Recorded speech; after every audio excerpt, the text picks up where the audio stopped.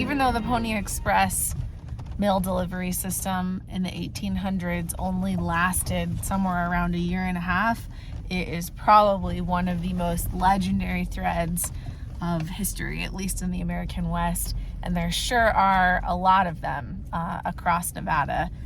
But we're excited to go into one of our favorite Pony Express ruins today, which is right off of Highway 50, but one that most people never see because it's basically hidden in the Sagebrush Ocean.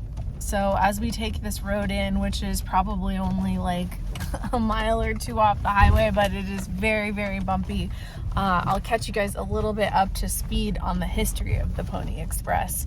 So by early 1860, a few Eastern businessmen came up with the idea to speed up the mail delivery service between Missouri and the West Coast, specifically from St. Joseph, Missouri to Sacramento, California. So the Pony Express mail delivery system began in 1859, and a total of 190 stations from Missouri to California were built, which meant that Pony Express riders had to go through Missouri, Kansas, Nebraska, Colorado, Wyoming, Utah, Nevada, and California. And in Nevada alone, there were 47 Pony Express stations, which is more Pony Express stations than any other state that they rode through. So the Pony Express route ran right through central Nevada, which really closely mirrors Nevada's Highway 50, or the loneliest road in America. So of those 47 stations in Nevada, pretty much all of them were directly north or south of Nevada's Highway 50. And they, depending on the terrain, were somewhere between 5 and 20 miles apart from each other. And almost all of the Pony Express stations were selected based on what natural resources were nearby.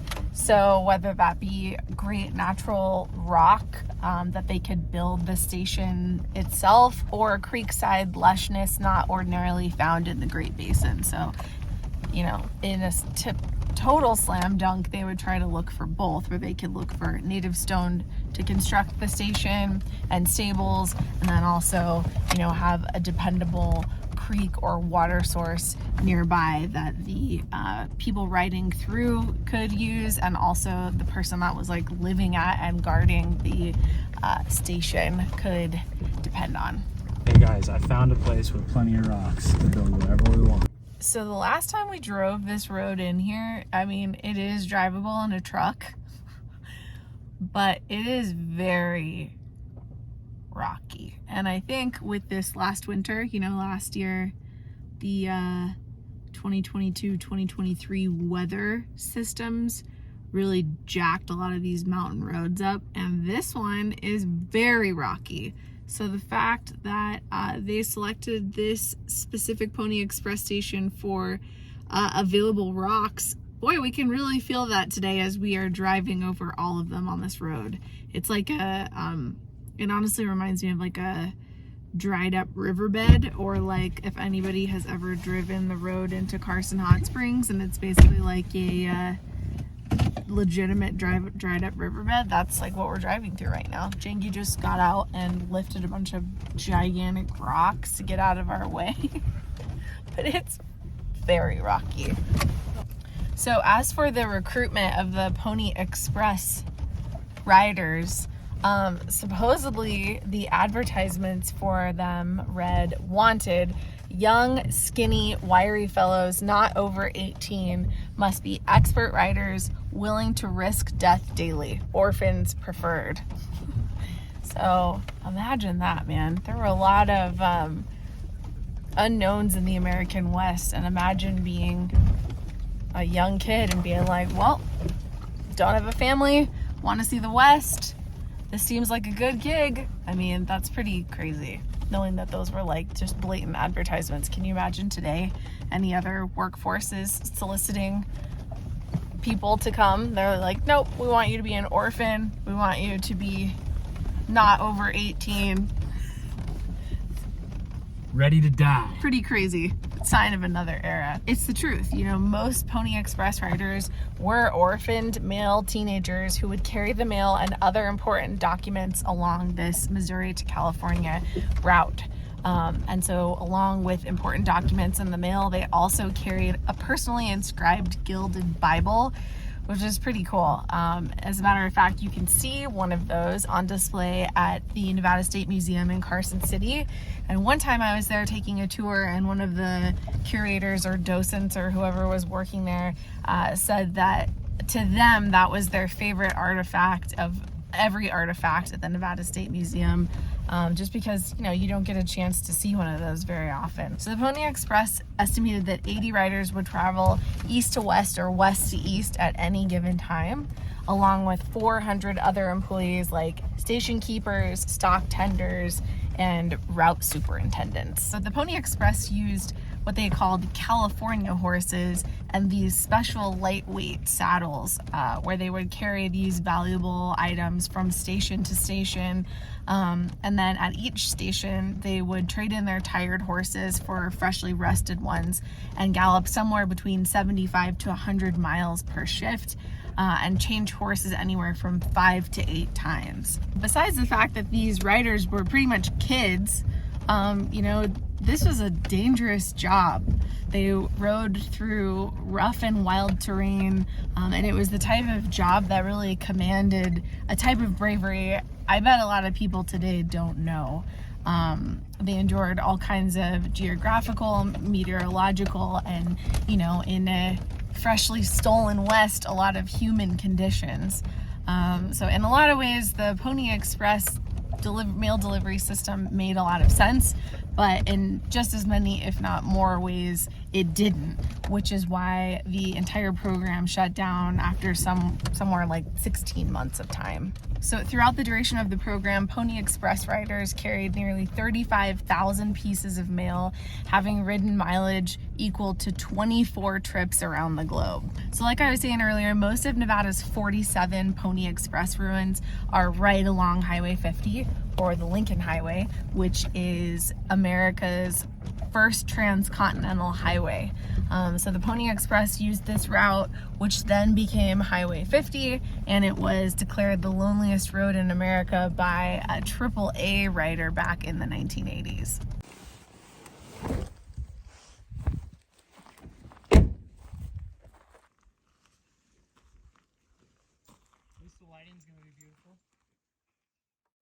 Well, that was an absolutely brutal drive-in. Good Lord. That road didn't get better, and you know what? Most of them in Nevada typically don't. But we made it, Janky, didn't we? Yeah, in some pieces. In some pieces we did, and here it is. This one to us is the coolest freaking Pony Express station in Nevada. Man, the fall in Nevada is pretty incredible, but it's days like this. It's just about perfect out here.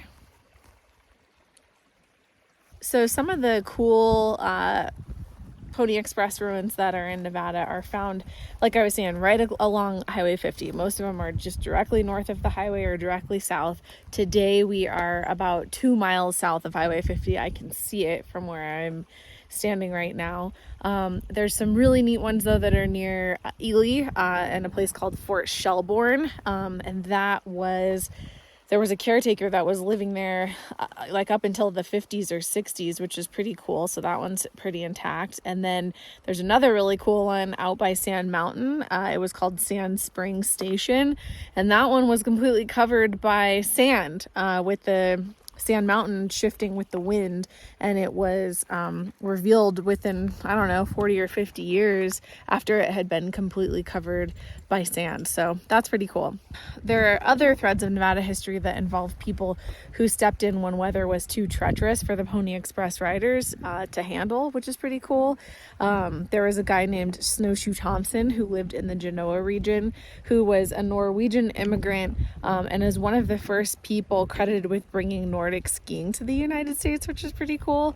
And he got involved and stepped in when the Pony Express riders couldn't ride because he was really distraught to learn that his mother had passed away, and the news did not reach him in time because it couldn't get over to him through the mail system. So he was living in Placerville, and then he decided that he wanted to take it upon himself to deliver the mail over the Sierra Nevada when conditions were too treacherous to ride. So he personally, on Nordic skis, which were like the big long wooden ones back then that he called snowshoes, even though they were like giant wooden plank traditional skis. So he carried them over the mail over the mountains hundreds of times from Genoa to Placerville when Pony Express riders couldn't ride, delivering everything from mail to medicine. And astonishingly enough, he has never been credited by the U.S. Postal Service. But if you go down to Genoa, there is like, you know, all kinds of monuments. I think there's another one that's on the Placerville side as well. But man, what a true hero. So there's still some that are out in the wild like this, which is pretty cool. Because you can kind of just, I mean, like this is an example of one that is right off the highway, which is right down there, that you would never even be able to detect up in the mountains. It's totally camouflaged up here. But there are a couple that had been saved from the wild or relocated to museums, which is cool because, you know, you don't have to venture too far off the highway if you're still interested in learning the history. But one of those was at Fort Ruby in Ruby Valley, which is pretty cool. That was moved to the Northeastern Nevada Museum in Elko. But some of the best that are the easiest to just like stop right off the highway and have a look at are between Fallon and Austin on Highway 50 at Cold Springs, which is where we're at today. And you know, we've visited so many of these old ruins throughout our Backroads Nevada adventures, which range from completely reclaimed by the wild, just like a stack of rocks where you can basically see that there was a building at one time, to those that are like the one in Elko, which are maintained by museum staff. But to find one that's out in Nevada terrain that is still this complete is pretty remarkable. This one still has multiple rooms. So the one that I'm standing in now, there's another one over there, and then there's the horses stables back there behind it. This one still has fireplaces intact, stable quarters where the horses would have been exchanged, and even gun ports, which is amazing. So this specific location is pretty tricky because there's a couple that are like right on the highway down there, and all the historic markers make you believe that they're just like right around, that they're just those ones that are right on the highway. And they're surrounded by chain link fences, so it's kind of hard to even like really get a good picture of them. But lo and behold, 2 miles to the south of the highway, this one awaits, and it is completely hidden by the silver sage, which is, in my opinion, exactly how most of the best things in Nevada terrain are found. You know, they're hidden in plain sight, just like this. Whew, I gotta say, my allergies out here are a little bit crazy today, but that's all right. What a cool spot. Good Lord. Come on in. Oh, we got Jengi, who filled up the jet boil in the Pony Express Creek. Yes, indeed. Thank you, my lovely Jet boil assistant. Jengi assistant. What if today's the day that we get the last sunburn of the year? Could happen. Anyway, the Pony Express Station ruins that I am sitting in today, the Cold Springs Pony Express Station, was built in 1860, which is right around the time Nevada's Paiute War was really starting to kick off. And I feel like I learned about the Paiute War when I was in school, but man, it wasn't until recently when I really understood the magnitude of what an awful event this was. It was the deadliest conflict in Nevada history. So if you haven't really taken the chance to look that back up again, you should. This Pony Express Station ruin I'm sitting in today played a major factor in the war. During that time, tensions between the Northern Paiute and the calamitous arrival of the European Americans was really taking over.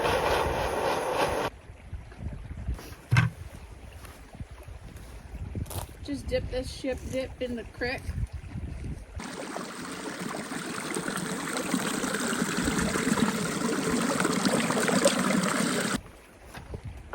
Had to get some creek water. Okay, let's fire that jet bowl up. Good old rolling bowl. This one's so cool. Yeah, it is. Sure is pretty out here. It really is a cool way to spend Nevada Day, isn't it? Yeah. And we're still gonna put our body in the hot spring, goddammit. Goddammit. It's boiling. And it's hot. Right here. Look at that Pony Express Creek boiled water. Woo, That's some Silver State history in a pickle pot right there, if I've ever seen it. All right, back in biz. So tensions were high with the pioneers that were coming to Nevada. Genoa was already established and developed by that time. The Comstock lode was really going crazy, and the Paiutes didn't like it. Rightfully so. They showed up to take over everything, and the tensions were at an all-time high. Not long after this Pony Express station was built, the station keeper was killed by Native Americans in the area. So during that time, besides the death of the station keeper, this Pony Express station was burned down, all the stock was driven off, and together with what was going on over at Buckland Station, which was also not good, it was the start of the Pyramid Lake Paiute War.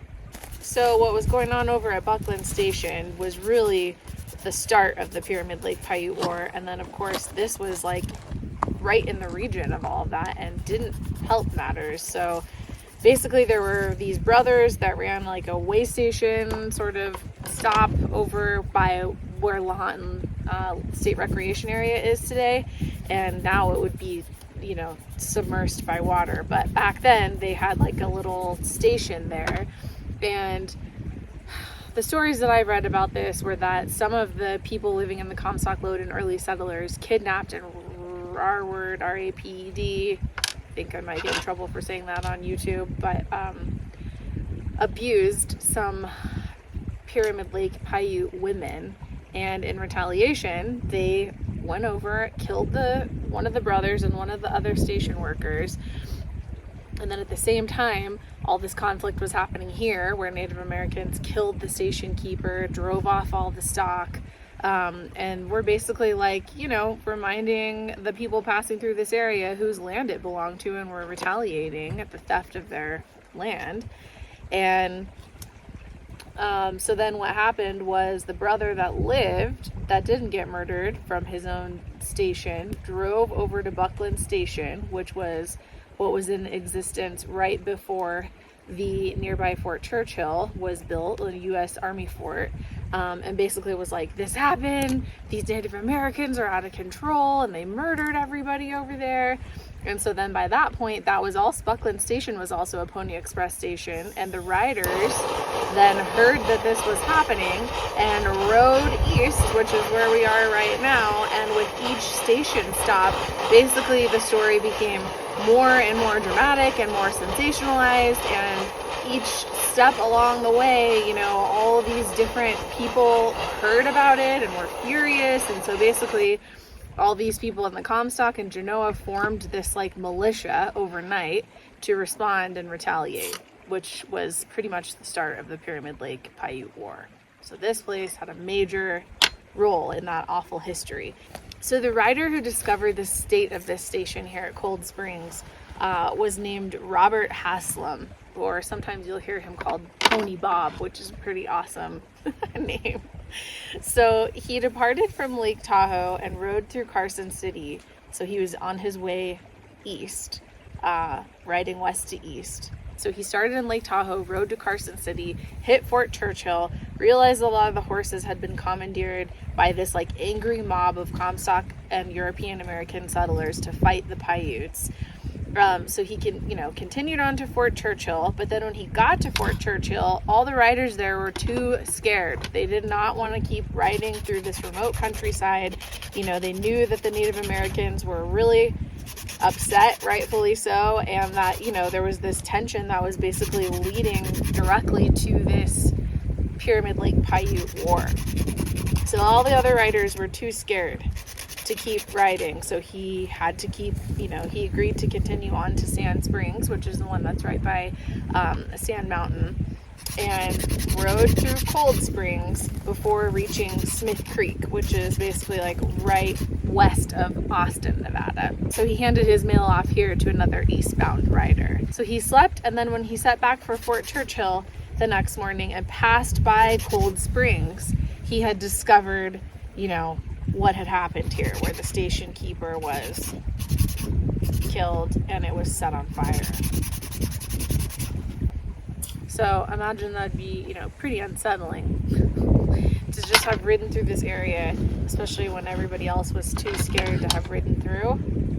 And everything was fine, and then when you came back through, everything was not fine. He saw what had happened here at Cold Springs, horrified, rode to Fort Churchill, rested 1 hour, and then continued up to Lake Tahoe, which was the longest recorded round trip ever in Pony Express history, of riding 380 miles in just 36 hours, which is crazy. That's so many miles. Wow. So if you hear any famous Pony Express rider stories, I mean, there surely are many, but that's definitely one of the most famous ones, and it happened right here in Nevada. Other famous riders include William Cody, or Buffalo Bill, who was a major Western historical figure who was really connected with the gold rush, the construction of the railroads, cattle herding of the Great Plains, and was basically this all-around, you know, badass frontiersman of the time. Buffalo Bill helped build a bunch of the stations, which is pretty fun to think about. And he also worked as a rider, and he too made a really crazy, long, non-stop ride through Wyoming. So Pony Bob wasn't the only one, but he definitely, I think, is touted as having the longest round trip ride in the shortest amount of time. It happened right here at the station. Man, it's pretty peaceful here. Yeah. So my husband was just talking about these fighter jets that you can see right over these mountains here, and unfortunately they're called some kind of Toya.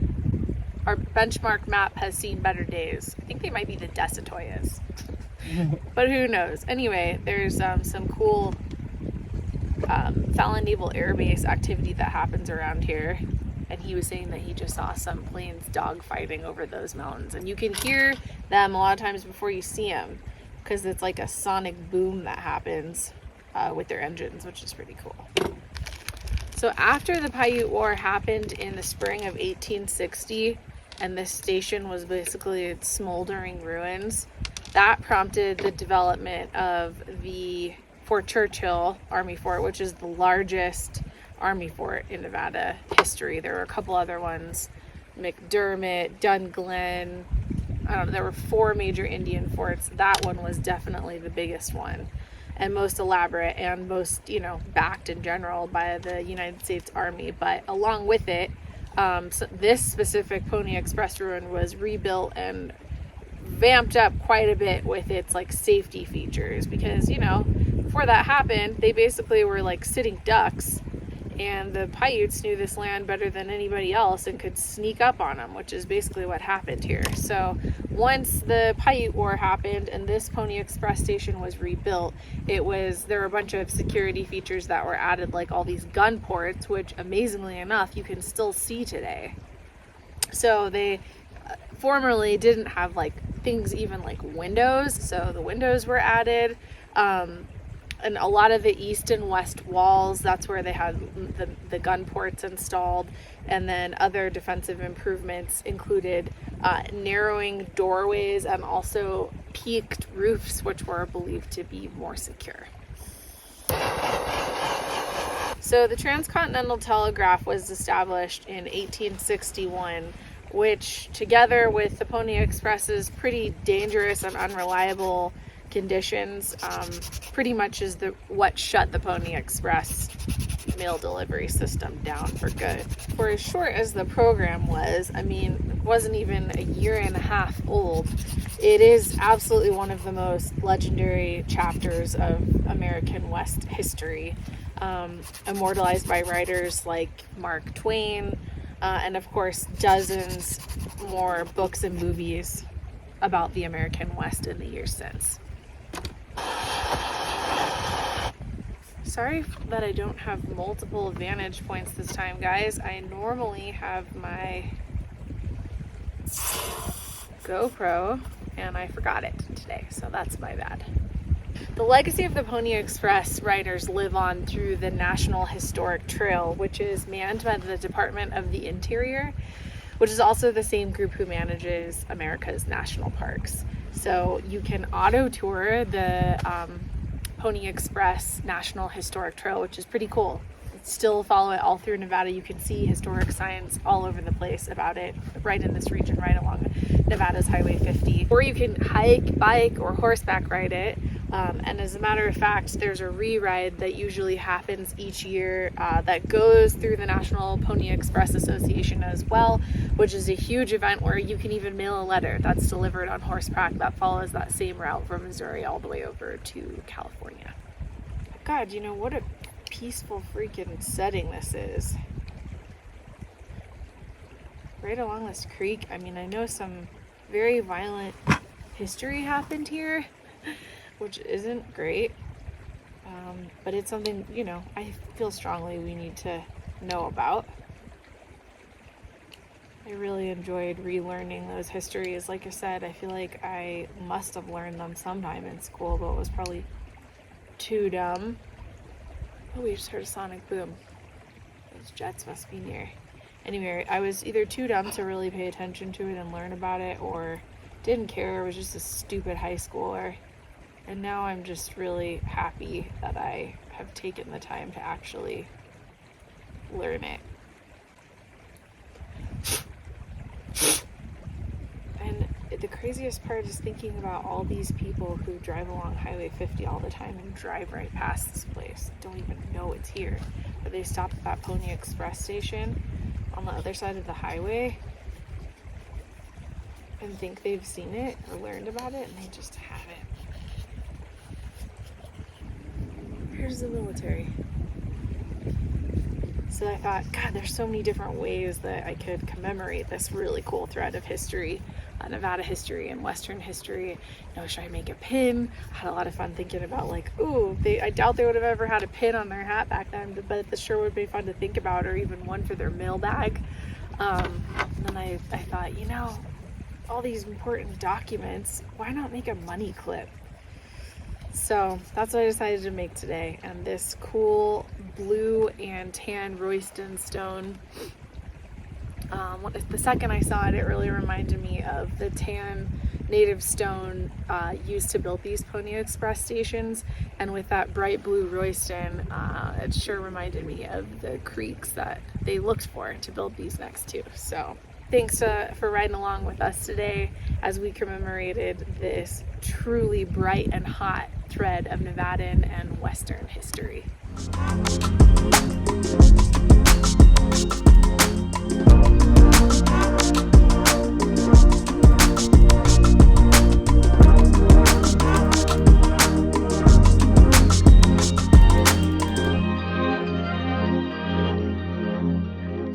Thanks for riding along with us, guys.